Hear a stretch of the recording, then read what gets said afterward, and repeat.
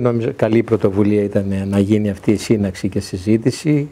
Πάντοτε βγαίνουμε σοφότεροι από τέτοιου είδους ανταλλαγή απόψεων. Ο κύριος Πρέσβης νομίζω έθεσε το δάχτυλο επί τον τύπο των ύλων. Πολύ συνοπτικά έθεσε την ουσία των πραγμάτων. Θα είμαι και εγώ πολύ συνοπτικός. Σε ό,τι αφορά το Κυπριακό, το πρώτο σημείο που έχω να τονίσω, συμφωνώ με όσα είπε ο Πρέσβης, σε ό,τι αφορά τη συγκυρία. Δεν έπρεπε σε καμία περίπτωση μια υπεύθυνη πολιτική για το Κυπριακό να ασχοληθεί τη στιγμή αυτή με δίθεν λύση του Κυπριακού. Πρόκειται για εγκληματική, προσέγγιση να θέλουμε τώρα με τέτοια, αφού έχουμε δεχθεί το πλήγμα που δεν ήταν τυχαία ένα οικονομικό πλήγμα, ήταν σκόπιμο πολιτικό πλήγμα, και όταν έχουμε μπροστά μας την προοπτική να αξιοποιήσουμε το φυσικό αέριο, να έρχονται να μας προλαμβάνουν και να μας πουλάνε πολιτικά το φυσικό αέριο και να μας υπόσχονται ευημερία με το δικό μας το αέριο και αυτό να χρηματοδοτήσει τη δίθεν λύση. Και αφού το βάλουν λεόντιους μετόχους τους Τούρκους, και εδώ πέρα πολλοί κόσμος δεν έχει συνειδητοποιήσει αυτό το πράγμα. Νομίζουν ότι οι Τούρκοι θα περιοριστούν στο μερίδιο των Τουρκοκυπρίων, όπως λέγεται. Δεν θα περιοριστούν στο μερίδιο των Τουρκοκυπρίων. Στην ουσία θα μας αρπάξουν το αέριο και θα ήταν το κωμικότερο πράγμα στην πολιτική ιστορία. Να έχουμε εμείς το αέριο και να το κάνουμε δώρο στους Τούρκους. Γιατί στην πραγματικότητα οι Τούρκοι ζητούν τρία πράγματα.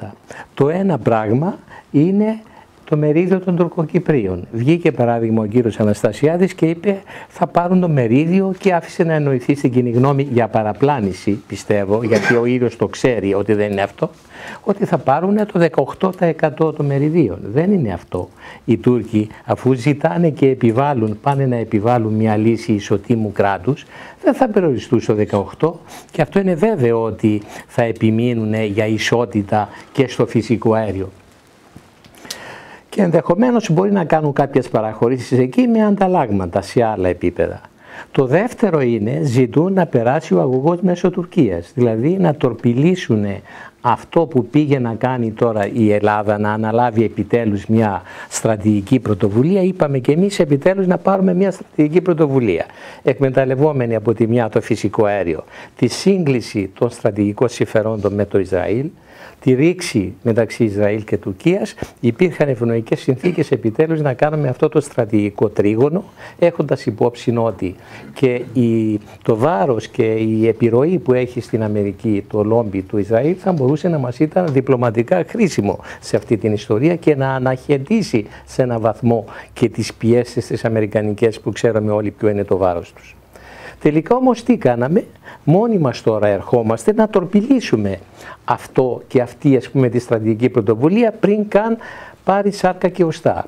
Γιατί η αμερικανική πλευρά θέλει η Ελλάδα και η Κύπρος να έχουν σχέσεις με το Ισραήλ φιλικές, αλλά όχι σχέσεις οι τρεις μαζί να κάνουν τρίγωνο κατά της Τουρκίας. Γιατί αυτό το τρίγωνο είναι ενάντια στα στρατηγικά συμφέροντα της Αμερικής και ενάντια στη δική τους αντίληψη και στο ρόλο και στη σημασία που δίνουν στην Τουρκία. Γι' αυτό το λόγο πήρανε το πιο αδύνατο μέρος, την ελληνική πλευρά και ειδικότερα την Κύπρο, και στην ουσία τίναξα στον αέρα. Θέλω να ελπίζω ότι δεν τινάχθηκε ακόμη στον αέρα και ελπίζω κάτι να μπορέσουμε να κάνουμε ακόμη, αλλά με αυτή την προσπάθεια, εάν ας πούμε τώρα το Ισραήλ έχει απέναντι του ένα συνομιλητή που δεν θα είναι πια η Κυπριακή Δημοκρατία, αλλά θα είναι η Ηνωμένη δίθεν ομόσπονδη η Κυπριακή Δημοκρατία, αντιλαμβάνεστε τι σημαίνει αυτό. Γιατί εφόσον οι αποφάσεις θα παίρνονται 50 με 50%, καμία απόφαση δεν θα μπορεί να πάρθει χωρίς τη σύμφωνη γνώμη της Τουρκίας. Άρα ακόμα και οι εταιρείες πετρελαίου θα απευθύνονται στην Άγκυρα παρά να απευθυνθούν στη Λευκοσία. Γιατί θα ξέρουν ότι χωρίς τη σύμφωνη γνώμη της Άγκυρας δεν μπορεί να γίνει δουλειά. Άρα το Ισραήλ με ποιο θα συζητάει και με ποιο θα κάνει στρατηγική σύγκληση και θα κάνει σχέδια για αγωγούς προς την Ελλάδα κτλ. Αντιλαμβάνεστε λοιπόν, είναι μια διάσταση στο ενεργειακό που έχει τεράστια σημασία. Υπάρχει όμως και ένα τρίτο στοιχείο το οποίο θέλει η Τουρκία. Η Τουρκία δεν αναγνωρίζει την ΑΟΣ της Κύπρου. Και βλέπετε ότι ενώ διεξάγονται οι διαπραγματεύσεις και παρά τους λεονταρισμούς του Αναστασιάδη ότι σε περίπτωση που βγει τον Μπάρμπαρος θα διακόψει δήθεν τις συνομιλίες, τον Μπάρμπαρος βγήκε και αλωνίζει και δεν διάκοψε τις συνομιλίες. Άρα οι Τούρκοι στέλνουν το μήνυμα και ζητάνε, το είπανε άλλωστε και οι διαπραγματευτές του συγκεκριμένα, ότι θέλουν προκαταβολικά να συζητηθεί το θέμα του αερίου και να πάρουν το μερίδιο που απαιτούν και μετά να συζητήσουν για όποια άλλα θέματα. Είναι η ίδια τακτική που ακολουθούν. Το εδαφικό τελευταίο. Ό,τι δηλαδή ενδιαφέρει την ελληνική πλευρά πάει τελευταίο, ό,τι ενδιαφέρει την τουρκική πλευρά πάει πρώτο και προτεραιότητα. Λοιπόν, στην περίπτωση αυτή η τουρκική πολιτική εμπνέεται από τη γνωστή πολιτική που έχει και απέναντι στην Ελλάδα, στο Αιγαίο κτλ. Που σημαίνει ότι, λέει, εγώ δεν αναγνωρίζω αυτή την υφαλοκρηπίδα και ξέρετε δυτικά στην Πάφο συνδέεται με το θέμα του Καστελορίζου. Από την άλλη γενικά έχει και τη θεωρία ότι τα νησιά δεν έχουν ΑΟΣ και έχουν μόνο χωρικά ύδατα.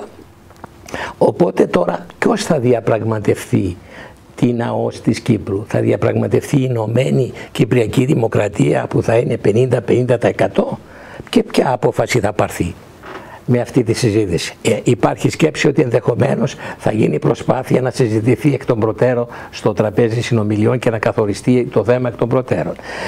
Ό,τι και να γίνει, η Τουρκία δεν θα συμφωνήσει σε αυτό το θέμα, γιατί θέλει να δημιουργήσει προηγούμενο υπέρ της και για την υφαλοκρηπίδα στην Ελλάδα.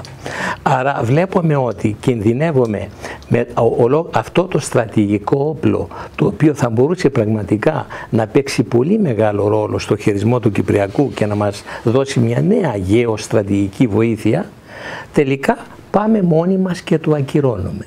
Και το θέμα είναι το εξής, ότι εντάξει, να θέσουμε υποσυζήτηση και το φυσικό αέριο και οτιδήποτε άλλο, εφόσον υπήρχαν κάποιες προοπτικές ότι θα μπορούσαμε να λύσουμε το πρόβλημα κατά έναν τρόπο υποφερτό. Ποιες είναι οι προοπτικές? Υπάρχουν τέτοιες προοπτικές. Πήγαμε και υπογράψαμε αυτό το κοινό ανακοινωθέν και δυστυχώς είναι να αναρωτιέται κανείς ότι ακόμη και άνθρωποι οι οποίοι δεν έχουν τα πολιτικά συμφέροντα ή αν θέλετε τις πολιτικές δεσμεύσεις του Προέδρου, όπως παράδειγμα ο Αρχιεπίσκοπος ο Κύπρου, που είναι πάρα πολύ λυπηρό, που βγήκε να πει ότι ναι, μη φωνάζετε πολύ και αυτό είναι, είμαστε ακόμη σε διαπραγματεύσεις κτλ. Είναι μια πάρα πολύ αρνητική εξέλιξη και δείχνει πόσο μπορεί ακόμη και καλώς άνθρωποι με καλή θέληση να αδέχονται και να πέφτουν σε σύγχυση με τέτοια πράγματα. Γιατί τους πούλησαν το παραμύθι ότι μην ανησυχείτε, ποια ήταν η δική μας κόκκινη γραμμή? Ήταν να πάρουμε τα 3 singles, όπως λέει, τα 3, δηλαδή ενιαία κυριαρχία, ενιαία ηθαγένεια, ενιαία διεθνής προσωπικότητα. Και δήθεν τα πήραμε. Ενώ στην ουσία όποιος διαβάσει και ξέρει στοιχειώδη ελληνικά αντιλαμβάνεται τι πήραμε. Όταν δηλαδή έχεις μια εθνική κυριαρχία στην οποία επισέρχονται 50 με 50% τα δύο μέρη, πρακτικά τι σημαίνει αυτό το πράγμα? Πού είναι η ενιαία? Δέχεται η τουρκική πλευρά, αλλά αυτό δεν είναι παραχώρηση. Είναι δικό τους συμφέρον να υπάρχει αυτός ο μύθος της δίθεν ενότητας, γιατί εάν δεν υπάρχει αυτός ο μύθος καθόλου, τότε θα πάμε σε διχοτόμηση. Δεν θέλει όμως η τουρκική πλευρά διχοτόμηση και θέλει, ας πούμε, συγκυριαρχία στην Κύπρο. Πώς θα πάρει τη συγκυριαρχία στην Κύπρο, τη συνομοσπονδία τη συγκεκαλυμμένη, την οποία παρουσιάζει παραπλανητικά ως δίθεν διζωνική ομοσπονδία με πολιτική ισότητα? Διζωνική συμπολιτική ισότητα σημαίνει συνομοσπονδία. Είναι ολοφάνερο για όποιον δει τα πράγματα. Λοιπόν, το θέμα είναι ότι δέχεται αυτά τα singles, τα 3, στο βαθμό που την εξυπηρετούν μόνο. Δηλαδή, θα μπορεί με αυτά να έχει τη συγκυριαρχία 50% πάνω σε ολόκληρη την Κύπρο, θα μπορεί να έχει τη συμμετοχή σε βάση ισότητας στην Κυπριακή, στην Ευρωπαϊκή Ένωση, και εδώ είναι καλό να θυμηθούμε ήδη από τις διαπραγματεύσεις Χριστόφια είχαμε τις πληροφορίες ότι οι Τούρκοι θέλουν το μοίρασμα, τη διχοτόμηση του Υπουργείου Εξωτερικών και τη δημιουργία 2 Υπουργείων Εξωτερικών. Το ένα θα λέγεται Ευρωπαϊκών Υποθέσεων και το άλλο θα λέγεται Υπουργείο Εξωτερικών. Και η ίδια κοινότητα δεν θα μπορεί να έχει και τα 2. Λέει, και θα είναι εκ περιτροπής, που σημαίνει ότι θα έχει να διαλέξει η ελληνική πλευρά μεταξύ αν θα πάρει το Υπουργείο για την Ευρωπαϊκή Ένωση ή αν θα πάρει το άλλο Υπουργείο. Γι' αυτό και βγήκε και θεαγολόγησε και ο πρέσβης εδώ της Τουρκίας, είπε ότι θα είναι Τουρκοκύπριος ο Υπουργός για την Ευρωπαϊκή Ένωση. Και μεταξύ άλλων ζητάνε και ισότητα 50 με 50% σε όλα τα θέματα, σε όλες τις θέσεις, υψηλές θέσεις. Δηλαδή ζητούν τις μισές από τις 10 σημαντικότερες πρεσβείες. Οπότε αντιλαμβάνεστε τι κράτος θα είναι αυτό, πώς με τον τρόπο αυτό η πλειοψηφία εξουδετερώνεται και υποτάσσεται στην μειοψηφία, και μάλιστα σε μια μειοψηφία ελεγχόμενη από την Άγκυρα. Και από την άλλη θα πούνε, έρχονται, γιατί αυτό το παραμύθι λέγεται από πολλούς συχνά, ότι είναι η Ευρωπαϊκή Ένωση. Και το πλαίσιο της Ευρωπαϊκής Ένωσης με το ευρωπαϊκό κεκτημένο θα εξασφαλίσει δίθεν τα δικαιώματα. Αυτό δεν είναι αλήθεια, γιατί ήδη γίνεται κατά τρόπο συγκεκαλυμμένο αναφορά στο κοινό ανακοινωθέν ότι το πακέτο της λύσεως θα πάει ως πρωτογενές δίκαιο στην Ευρωπαϊκή Ένωση. Οπότε ως πρωτογενές δίκαιο θα κατοχυρωθεί και εμείς και θα επιρρύπτουν οι Ευρωπαίοι την ευθύνη σε εμάς. Όταν θα πάμε να παραπονεθούμε γιατί ας πούμε εκείνο και πώς είναι δυνατόν, θα λένε εσείς τα υπογράψατε, δική σας ευθύνη, και εμείς για να σας διευκολύνουμε το κάναμε αυτό το πράγμα με τη δική σας υπογραφή και συνένεση. Άρα τα πράγματα είναι πάρα πολύ, για να τελειώσω γρήγορα Σταύρο στο Κυπριακό. Ναι, 2 λεπτά τελειώνω απλώς. Εμείς θα πρέπει οπωσδήποτε να εμποδίσουμε αυτή τη λύση. Και συμφωνώ απολύτως με αυτό που είπε και ο κύριος Πρέσβης, ότι η Αθήνα δυστυχώς συμπράττει. Και το χειρότερο δεν είναι μόνο ότι το κείμενο αυτό είναι κοινό μεταξύ Αθηνών και Λευκωσίας. Είναι ότι άλλη φορά λέγαμε ότι ήρθαν και μας επέβαλαν το σχέδιο Ανάν. Εάν το πράγμα ήταν ένα σχέδιο το οποίο το έφεραν επισήμως οι Εγγλέζοι και οι Αμερικανοί, θα μπορούσαμε παράδειγμα να πάμε με το λόμπι και σε συνεργασία με το λόμπι το εβραϊκό στην Ουάσιγκτον και να πούμε εδώ, να φέρουμε ένα ψήφισμα στο Κογκρέσο και να λέμε απαράδεκτο αυτό το πράγμα. Τώρα πώς θα πάμε στο Κογκρέσο και θα κινητοποιήσουμε οποιοδήποτε λόμπι υπέρ μας όταν πάμε εμείς οι ίδιοι και λέμε αυτό δεν το πρότειναν οι Αμερικάνοι. Είπε και η Νούλαν, λέει αυτό είναι η πρόταση που έκανε ο κύριος Αναστασιάδης στις 18 Δεκεμβρίου. Δηλαδή ο κύριος Αναστασιάδης πήρε στην ουσία τις τουρκικές προτάσεις, τις τουρκικές αξιώσεις, και τη φορά αυτή έκανε μόνος του αυτό που λέγαμε επιδιαιτησία που την είχε κάνει την άλλη φορά ο Μπαν Κι Μουν, και τώρα λένε οι άλλοι ότι αυτό είναι προτάσεις ελληνικές. Πρόκειται για τραγική ιστορία και οπωσδήποτε πρέπει να δούμε. Δεν έχω πολύ χρόνο τώρα για να πω το πώς, αλλά το στόχο ότι πρέπει οπωσδήποτε να αποτραπεί αυτή η εξέλιξη, γιατί όσο και να λέμε ότι αν χαθεί η Κύπρος δεν πρόκειται να την ξαναβρούμε, κύριε Πρέσβη. Μην έχουμε τέτοιες ψευδαισθήσεις. Όσο ξαναβρήκαμε και τη Μικρά Ασία. Γιατί με τέτοια πράγματα θα ανοίξει ο δρόμος για την πλήρη τουρκοποίηση της Κύπρου. Οι Έλληνες της Κύπρου θα γίνουν Έλληνες της Κωνσταντινουπόλεως.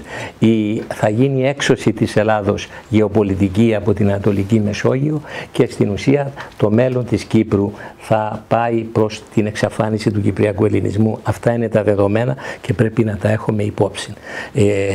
Τώρα, 2 λόγια να πω και για το Σκοπιανό. Συμφωνώ στην ουσία με αυτά που είπε ο κύριος Πρέσβης. Πράγματι το θέμα δεν μπορούμε εμείς να λένε μα ανεγνώρισαν τα Σκόπια 130 χώρες.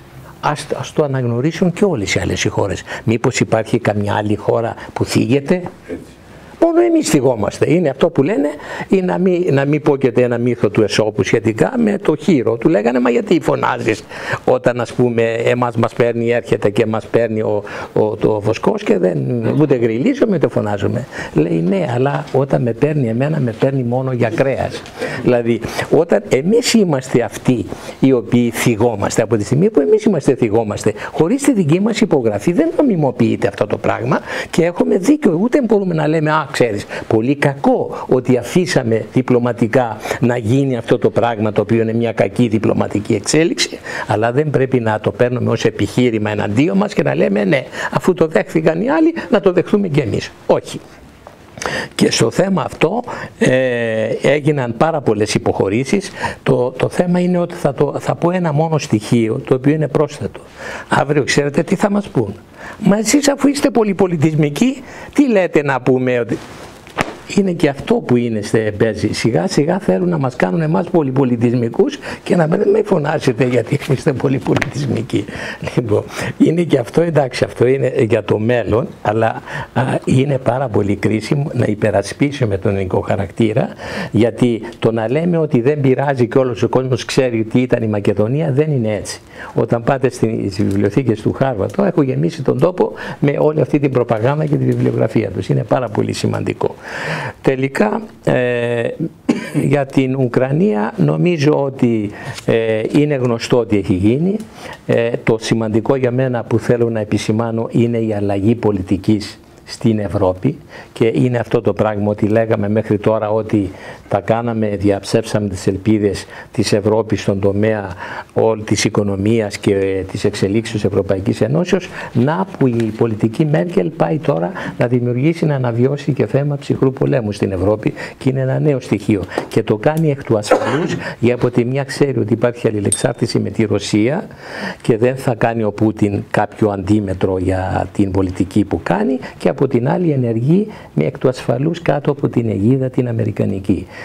Και η ελληνική πολιτική θα πρέπει να προσέξει ιδιαίτερα το θέμα των κυρώσεων, γιατί το θέμα των κυρώσεων για μας θα ήταν ολέθριο και για την άμυνα και τον τουρισμό και για την οικονομία. Ένα μόνο σημείο να πω, ότι για τους Αμερικανούς και όλος αυτός ο διαμοιρασμός που θέλει να κάνει με το αέριο στην Κύπρο είναι ενταγμένο σε ένα μεγάλο γεωπολιτικό σχέδιο που συνδέεται με τη Ρωσία. Θέλει να μειώσει όσο το δυνατόν τις εισαγωγές αερίου της Ευρώπης από τη Ρωσία, για να εξαντλήσει τη Ρωσία οικονομικά, να την αποδυναμώσει και να κάνει αυτή την πολιτική τη γνωστή που ακολουθεί, και εντάσσει σε αυτό το παιχνίδι και το φυσικό αέριο, τους ενεργειακούς πόρους της Ανατολικής Μεσογείου, με πρώτη την Κύπρο. Λοιπόν, αυτά και ευχαριστώ πολύ. Ευχαριστούμε, κύριε Πρέσβη.